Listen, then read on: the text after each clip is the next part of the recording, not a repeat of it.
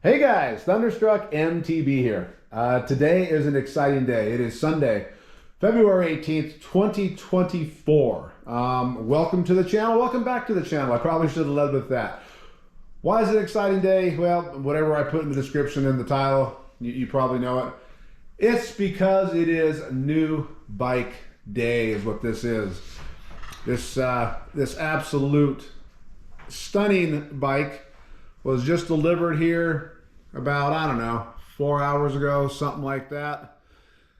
And yeah, it's already got some parts on it we're going to talk about and whatnot. So this is going to be video number one and probably I don't know, 2, 3, 4 part series. Depends on how antsy I get to build this thing. I mean, I was already going to do a video just with the frame, and here you go. There's already some components on it, 3 things, well, I guess 4 are on it. So let's get ahead and get talking to it. So what is this and why is it replacing this? So what you're looking at here, this is my 2019 Santa Cruz Chameleon V7, version 7. Actually, it's a version 7.1. The 0.1 was a little running update they did, but it's a version 7 2019.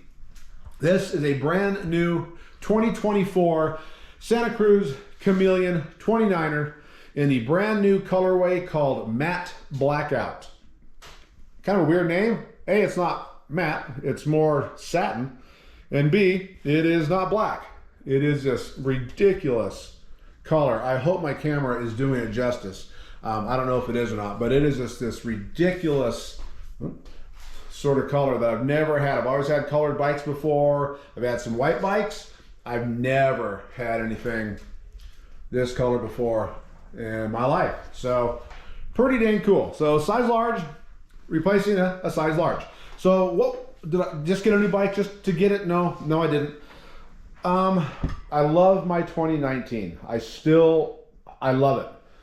The main 2 complaints I would have about it are when I stand up, I feel a little bit cramped when I'm descending because of the shorter reach.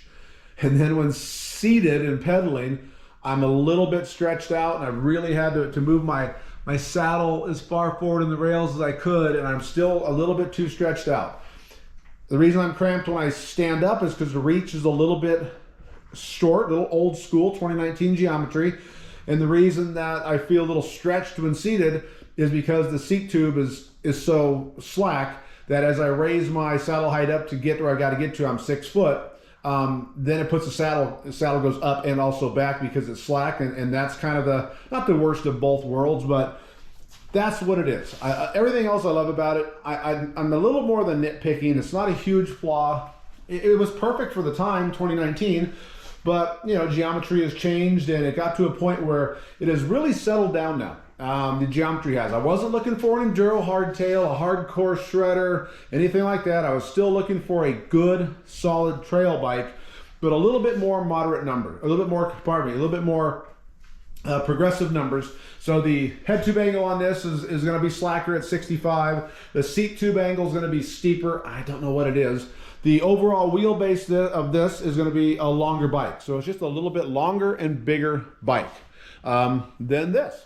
So that's why it is here in the garage. This bike, it came to me late. So I knew I was going to buy something to replace this. The 2 bikes that I was looking at was a Turner Nitrous Tie. And that is it's kind of a small brand, and it's titanium hardtail. The problem was the geometry was so close to my existing Chameleon. I mean, it was eerily close, that all I was going to be really doing was changing materials, and it was going to be $2,500 just for the frame only option.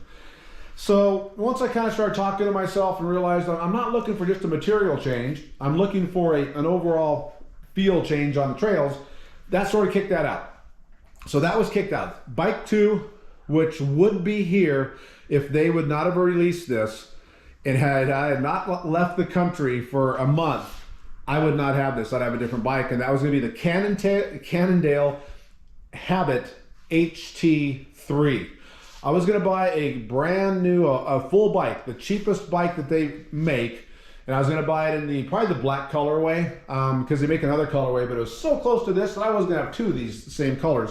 So I was going to get the Habit HT3.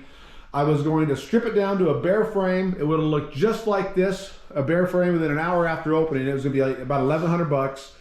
And then I was gonna try to sell off some of the components and put everything I wanted to onto the bike. And that was so close to happening because the geometry was really, really close to this version 8 here. And as I got closer and closer to pulling the pill on that and calling bike stores and finding one local and all right, go down and get one, boom, this colorway drops. And I pre-ordered it. I paid full retail, which if you watch my channel, I don't do anything pay full retail. This I did. Paid full retail for it, and here it is. Again, I love Santa Cruz. I love the warranty. I love the company. I love everything about it. And this fits the bill. It stays in the Santa Cruz family, which is awesome. It gets me a little bit more progressive geometry without being too radical. Still going to be a nice trail bike. This one's probably a nice closer to cross country slash down country bike. This will be right nice in the trail category. So what am I going to do parts wise? Well, some parts are coming off this 100% for sure. Here's what's coming off this. I'm going to do again probably a 2 to 3 to 4 part series. I'll talk a little bit about each component. I'm try to keep it short, about 8 minutes. This video is a little bit longer than the next ones because I talked about the frame. But what's coming off of this bike for sure, 100% wheels and the wheels and the rotors. Those are coming off, 100% going onto the bike. And my XTR brakes, 100% coming off the bike. My saddle, these grips, Deity Super Cush, those are coming off as well. That's probably all that's coming off this bike that I know for sure. And the pedals. Pedals are already off the bike and they're already onto here. These are my Tenant Colts. So that gives you a little bit of plans. I do have some other plans for this that we'll talk about closer to the fall time, something like that. This bike is not going anywhere. I'm not selling it. I am going to transform it into something a little bit different than what it sits here today. And that's for a different video into the future. So what I decided to do is I put on, I guess, a total of 4 parts on this today. 3 brand new, 1 off of this bike over here. First part I put on, well, that's my Fidlock water bottle cage. Absolutely had to go on. That was brand new. Absolutely love it. I'll put a little pop-up at a video at the end of this showing you what I think about the Fidlock water bottle. For me, it's the best water bottle system and cage that I've ever used. Second, went on a brand new set of SRAM X01 carbon cranks. I'm going to call it the older version, I guess. And these are 170s. I've never ridden a 170 before. These are 175s. I went ahead and gave 170 a try. I found a price that was absolutely too good to be true, and that included the 30-tooth chainring. I like a 30-tooth rather than a 32. So that went on, along with a brand new SRAM dub threaded bottom bracket. Brand new, didn't make sense to put a used one in there. And those went on today, and so far that's the only part. Seat post, that's just more of a dummy seat post to hold the bike up to work on it. So I have a brand new fork that's going to be put on. We'll talk about that in episode 2. Brand new headset. A dropper seat post, brand new. That's going to go on here. And the transmission, I don't know yet. I have got 3 options. I don't want to talk about it in this video. I've got 3 options. I'm not sure, even as I make this video, how it's going to look and what option I'm going with. So we'll talk about as we get closer. But anyway, I just kind of wanted to get this out. Again, 2024 Santa Cruz Chameleon version 8. Absolutely, the color it has to be seen to be believed. Again, I've never had a color like this before. Absolutely incredible. What don't I like about it? Well, I knew it going in. I don't like the cable routing. I don't like how they went internal from here on the top tube, and then we come out, I hope that shows, we come out under here. What is that, like 18 inches? How ridiculous.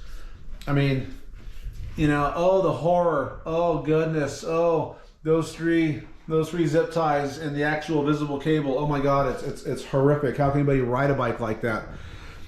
So I'm not a big fan of that, and leading into my biggest gripe is they only put 1 port on the non-drive side to get in. I ride moto style brakes. That means I'm gonna have my brake hose is gonna be coming, my brake hose, instead of wrapping around like I like to do over here and wrap around the head tube and come in on the right side, it's going to be diving straight in right here. So it's just going to be this little weird come in here. And I'm not a big fan of it. It's not a deal breaker, obviously. Here's the bike. It's not a deal breaker, but again, that's more of that form over function thing that I just wish more bike companies would just realize, especially in a hardtail. Those of us riding a hardtail, a lot of us work on our own bikes. I don't want to have to bleed brakes and take the brakes off and everything else to get the damn things routed through there. And then again, for me on the moto style, maybe it doesn't affect everybody, but for me, moto style, it's just not my favorite way to route my brake hose on the left-hand side there. But I'll make the best of it. It'll come out good. Other than that, there's not a thing I don't like. Seat tube was the same, 31.6, threaded bottom bracket, 73 millimeter threaded bottom bracket, IS 4152 integrated headset, boost spacing. Dropouts are way nicer, way better dropouts than what they did here. These swing on the old version 7s, these swing so they go up and back at the same time, and these just truly slide, so they don't swing, they just go forward and back. A lot nicer. SRAM UDH, pretty nice to have a SRAM UDH on there as well. And yeah, and the nice molded, the mold chainstay looks pretty killer. It's a lot better than the other one. But again, guys, gals, absolutely just wanted to get this up color-wise. It is absolutely ridiculous in terms of the color. There's no light blues or greens in it or whatever else. I think you're going to see quite a few of these on the trails, meaning at least one somewhere. I think this will be a really popular color just because it is so middle of the road for people who are a little bit, you know, I mean, I got 2 silver cars sitting here, right? So, you know, I'm just not a guy that jumps at a pink bike. So anyway, there you go, guys. Enough rambling. There's going to be another shorter videos in this series where I will only talk about the components that I put on. We won't touch too much on the bike anymore. That's what this video was for. If you have any questions, leave them in the comments. But anyway, hope you guys are all doing well. Hope you guys are all out riding. And anyway, thanks for watching. See ya.